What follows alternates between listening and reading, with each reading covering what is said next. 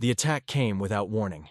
In the dawn sky of Icarus Prime, Earth's farthest colony and jewel of the Helios frontier, the stars themselves seemed to fall. The Elar Dominion descended in waves of silver and flame, their ships slicing through orbital defenses like blades through silk. They came laughing through the comms, their voices cold and amused. "Primitive species," one commander sneered, "still fighting with shells and slugs. Let's end this farce before they beg for mercy." They struck without hesitation. Cities evaporated under plasma storms. Ocean domes shattered. Millions perished in a single day, and those who survived watched their world turn to glass. By dusk, the Elar fleet hovered above the ashes, triumphant, radiant, untouchable. The Dominion's High Warlord broadcast a message across the conquered system. "Let this be known. The Terrans are finished. Their Earth army broken, their spirit extinguished. Their time in the stars ends here." The transmission was replayed across the galaxy, and for a moment, it seemed true. The laughter of the Dominion, in the marble halls of the Elar Spire worlds, victory songs echoed. The Dominion feasted, their commanders drinking crystalline wine as holograms of burning Terran colonies shimmered overhead. To them, humanity was a failed experiment, a species that reached too far, too fast, fragile, emotional, too moral for war. They mocked the Terran Council's desperate pleas for peace. One Elar admiral raised his glass and declared, "Earth talks of honor, of restraint. They will do nothing. They will hide behind their blue world and mourn." Applause roared. Across the void, their spies reported silence. Earth's transmission lines went dark. Fleets that once patrolled the borders vanished. The Terran Assembly said nothing. Even the orbital stations around Mars dimmed their beacons. The galaxy watched, certain that humanity had finally accepted its defeat. The Dominion laughed, the others relaxed, and the stars grew very, very quiet.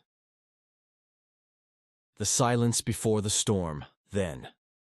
Weeks later, a transmission crackled across subspace. It wasn't from the Terran Council. It wasn't even from Earth Command. It was a whisper, a signal buried in a forgotten frequency.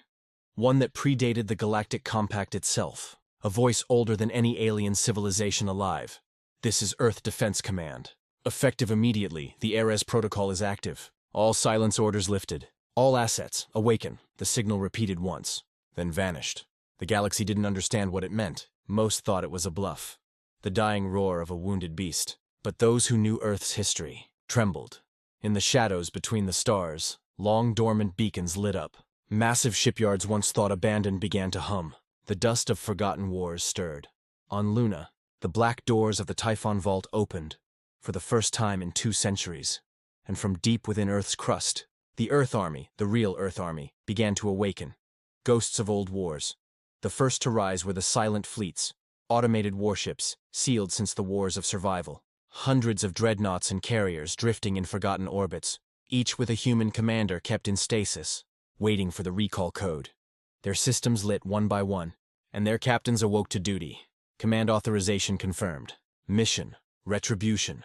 From Titan's frozen seas to the asteroid belts of Vega, ancient Terran arsenals came online.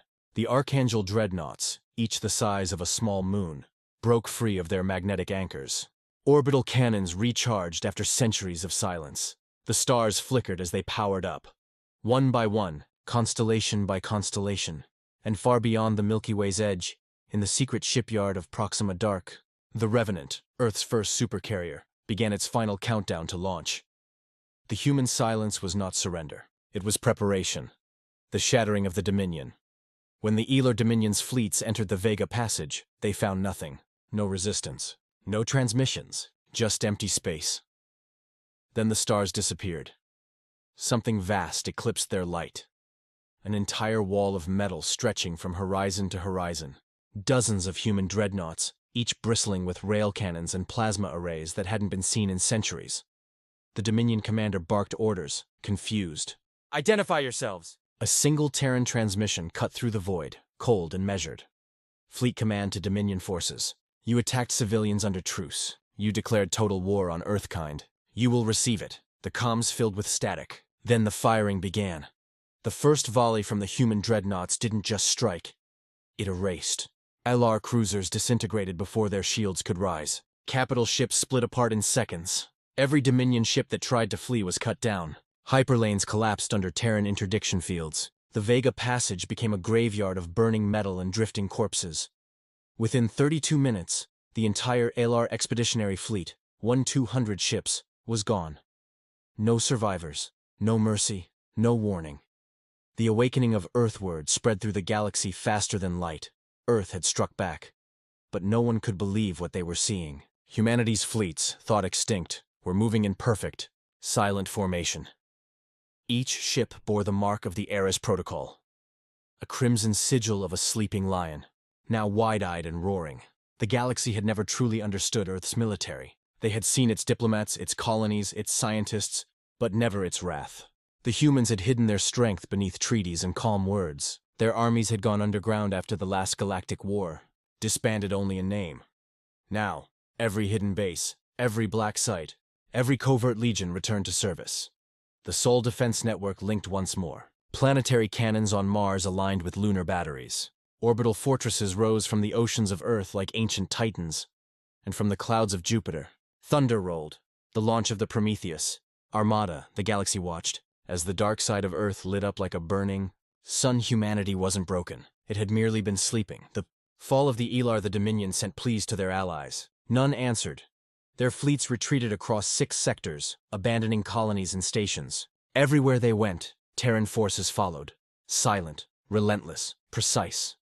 Entire Elar worlds went dark as kinetic bombardments rained down, shaking continents apart. Cities turned to glass. Oceans boiled. The humans didn't speak. They didn't gloat. They simply executed. In orbit above the Elar capital, the Revenant arrived, flanked by 12 dreadnoughts. The High Warlord, the same one who had mocked Earth, opened a channel. His voice trembled. You wouldn't destroy a homeworld. There are civilians here. The human reply was cold. So was Icarus Prime. A single order echoed through the fleet. Fire. The bombardment lasted 40 seconds. When it ended, the capital world of the Dominion was gone. Vaporized, its core shattered, its light fading into dust. Across the galaxy, the transmission replayed. No one spoke. No one laughed. The Elar Dominion ceased to exist. The whisper in the void. After the war, the galaxy was silent again. Human fleets returned to the Sol system, forming a black ring of steel around Earth. The Eris Protocol was rescinded, and the banners of the Terran Assembly flew once more, not as diplomats, but as conquerors. No more mocking transmissions filled the airwaves. No more threats against human colonies. Even pirate bands and warlords vanished from the outer systems, terrified to be noticed. In the ashes of the Elar homeworld, a message beacon floated. A final broadcast from an unknown Terran officer. It was transmitted on all frequencies, in every galactic language. Let it be remembered, humanity does not start wars. But when you strike us, when you burn our homes and murder our children, we will end them entirely. The beacon repeated the message for 1 week before falling silent. No one dared retrieve it. The lesson of Icarus years later. The story of Icarus Prime became legend.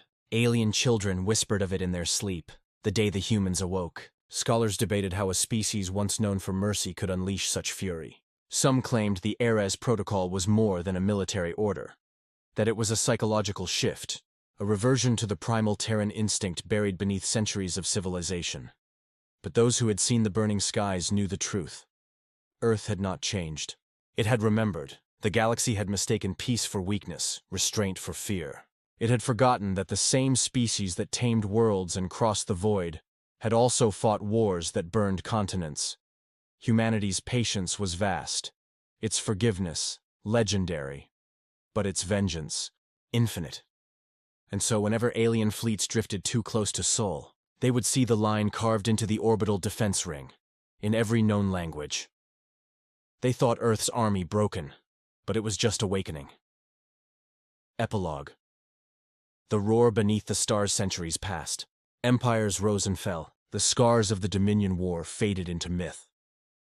But every so often, in the deep silence between stars, strange signals would echo, the faint hum of Terran war engines shifting in the dark, as if some vast power still waited.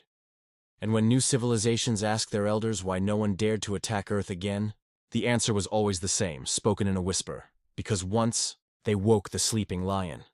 The stars shivered, and the void remembered.